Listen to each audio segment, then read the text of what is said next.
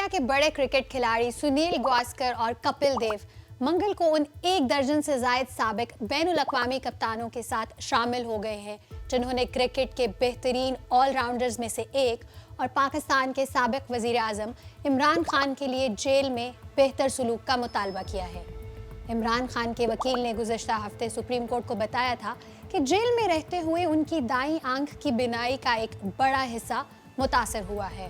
ताहम पीर को एक मेडिकल बोर्ड ने बताया कि इलाज के बाद सूजन में कमी हुई है और उनकी बिनाई में बेहतरी आई है और हुकूमत का ये कहना है कि इमरान खान को इलाज की मुकम्मल सहूलियात फराहम की जा रही हैं।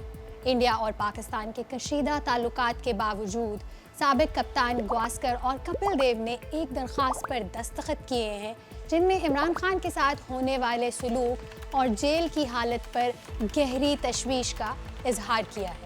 दरख्वास्त में कहा गया है कि बहसीयत क्रिकेटर्स जो खेल में फेयर प्ले, इज्जत और एहतराम जैसे उसूलों पर यकीन रखते हैं, हम समझते हैं कि इमरान खान जैसे कदो-कामत की शख्सियत के साथ ऐसा सलूक होना चाहिए जो एक साबिक कौमी रहनुमा और आलमी स्पोर्ट्स आइकन के शायाने शान हो। आलमी क्रिकेटर्स अब बोल चुके हैं, लेकिन सवाल ये है कि क्या उनकी आवाज़ को सुना जाएगा? इस बारे में आप क्या सोचते हैं? हमें कमेंट्स में ज़रूर बताएं।